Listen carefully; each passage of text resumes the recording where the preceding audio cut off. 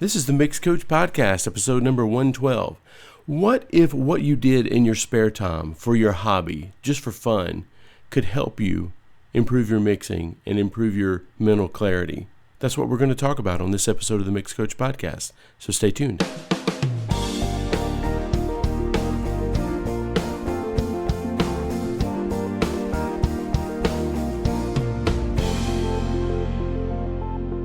I think this is an interesting subject. I always love studies about human nature, human brains, and how they work and how we can kind of hack our brains sometimes to help make us more productive. I heard a story several years back that talked about in order to get young kids, specifically boys, to open up and talk to you, because, men typically don't talk a lot. If you wanted to get their brains going and get them to open up, what you have to do is give them a toy to play with, some way to occupy their hands. Well, when we grow up, I don't think that that's too much different. I think that when men use their hands, their brains open up a little bit. And that's what we're going to talk about on this podcast. I'm always looking for brain hacks, things that make me more productive, things that make me think about mixing in a certain way, things that shed a certain light on subjects that make me understand them better. And I feel like something I recently did with my family kind of opened my brain up a little bit, and I would like for you to try it. So John and I sat down and we talked about this particular subject and how I deal with it and how John deals with it. So check this podcast out. I think you'll like it.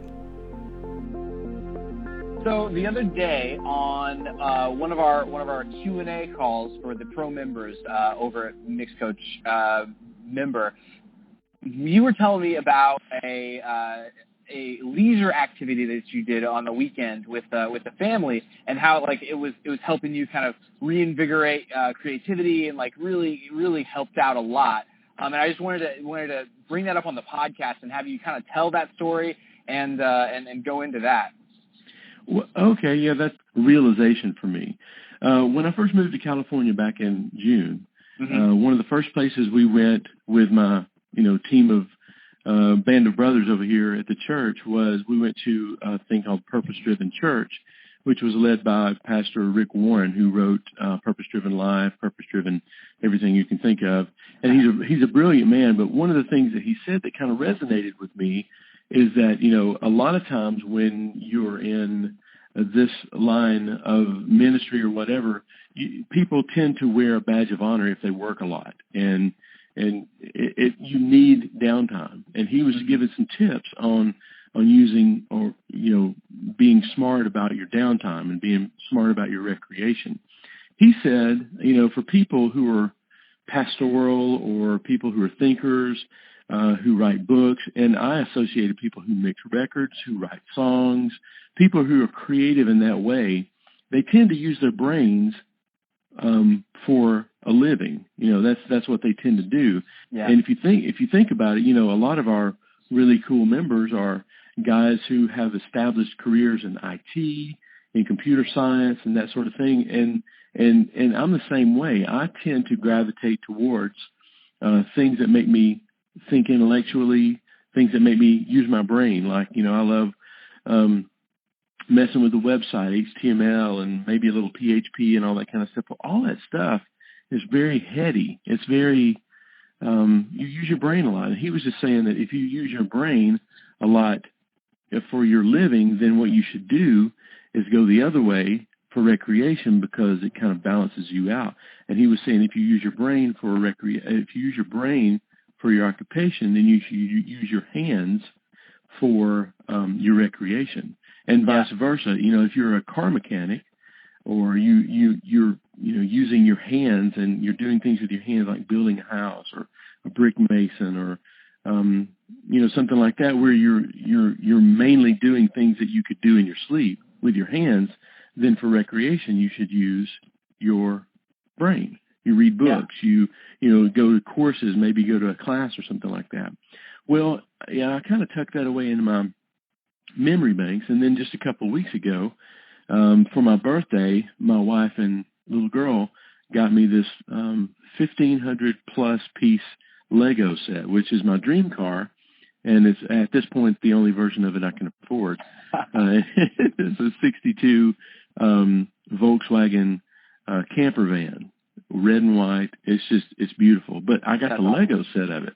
And so we kind of put it away for a little bit, and we were going to do it as a family project. Well, one rainy Saturday, which are kind of rare here in California, I've come to discover, we decided to stay in our pajamas all day and just put this car together, which it took us about 8 hours to do. And I don't know if I would recommend doing that, but I did have a couple of, a feeling of accomplishment, because I think what we lack sometimes when we mix, when we master, is there's nothing weighty that we can hold in our hands to say, look what I just did. At least when you're kids, and you build a car out of, scrap parts that you pick up around your house, or, whatever, you can take it to your parents and you can say, look what I did. And they can say, wow, that's nice. But as we grow up and as we get into this, thing that we do, it's all heady. And there's nothing, like, I know a lot of times my family and my wife and some of my closest friends, they still don't know what it is I do. Now, what is it you do again? I mix records. So you mix what? And they think mixing is like mixing cement or mixing pancake batter or something like that. They don't know that it's all, there's not a lot of physical things about it. So anyway, I just had this feeling of accomplishment when we were done, thinking, wow, I'm ready. I remember that was a Saturday. And then, I spend the all day Sunday just kind of managing volunteers and, making sure that systems and processes and that the service goes well, and that, there's no big technical malfunctions, and that everything goes smoothly.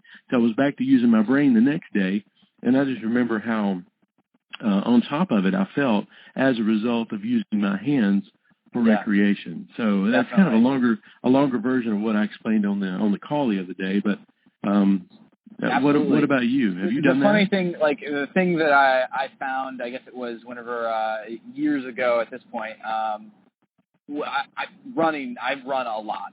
And the thing that I love about running, one of the things that I love about it, is that there's like a definite accomplishment, like there's a definite goal with it, where, with mixing and with, whenever you do your own business and that sort of thing, entrepreneur, the goals are not clearly defined. They kind of meander here, they go there, and it's like, well, did we achieve what we set out to achieve, that sort of thing after a year? That can be a hard question to kind of answer sometimes.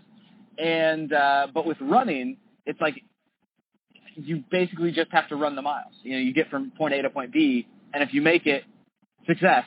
If you don't, failure. So it's an easy kind of binary kind of a way to judge, how you're doing in that activity. So like, I definitely understand the accomplishment side of things. I also feel like, with the physicality of running specifically, like that helps free me up creatively. And even to the point where after a few days, of if I have to go through a few days of not running, like if I have an injury or something like that, it's like I can absolutely tell from my creative output that I haven't been doing, this physical thing, this thing that I love to do. And, and part of that's my personality. Part of that's, that I just love to run. And, I definitely think part of that is just the physical output. It's that balance, between, the brain and then the body and that sort of thing. I also think about like the balance of these types of things in the form of like right brain, left brain kind of stuff, where it's, creative stuff versus kind of the intellectual, like, side of your brain, like the math and numbers. And I think about, a lot of the members that we have, like, they use the mixing and the creativity of that activity of mixing to unwind. They do that on their nights, that sort of thing. If they have another job, that sort of thing, they'll use this as their, hey, I'm going to unwind and do this. And whenever they finish that mix, they hold that up. Oh man, I accomplished this. So it's like there's always multiple sides to it and that sort of thing. Right. But it's just finding those things that you truly helps you to be creative and helps you to live your life in a more positive way. I'm always in for those types of things, man. Right. Well, I'm sure that running as many miles as you do is a lot more healthy for you than sitting all day for 8 hours and putting together basically a 3D puzzle. But anyway, I think either way, I think one of the things that I'm guilty of, and I'm sure that a lot of other creative people are guilty of, is that there's not enough downtime, enough physical exertion or whatever. Because I know that I've been guilty of taking things that I love to do, which was mixing and teaching and things like that, and I ended up turning it into something that is more like a work or an occupation than it is a pastime.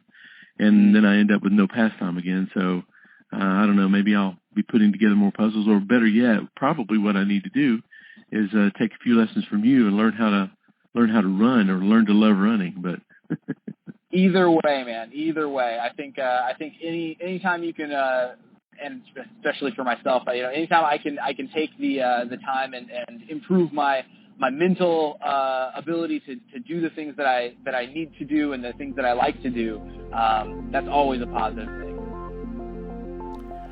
Well, that's it for the podcast today. Thank you for listening, and I hope that helped you in some way. I would love to know what you do with your hands to help your brain kind of open up. Us mixers, sometimes we don't have a lot of hobbies outside of mixing, or maybe mixing is your hobby. I don't know, but I'd be curious to know what you do with your hands to kind of make your brain kind of kick into gear sometimes, okay?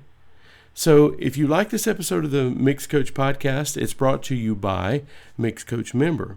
Now, if you really want to move the needle on your mixing, the best way to get better at mixing is to mix consistently, ask questions, and get feedback on your mixes. And that's why every month at MixCoach Member, we give our members a session to download, a video tutorial covering that session, a live Q&A webinar with me and John, and a chance to mix and submit your mix and let us give you feedback on it.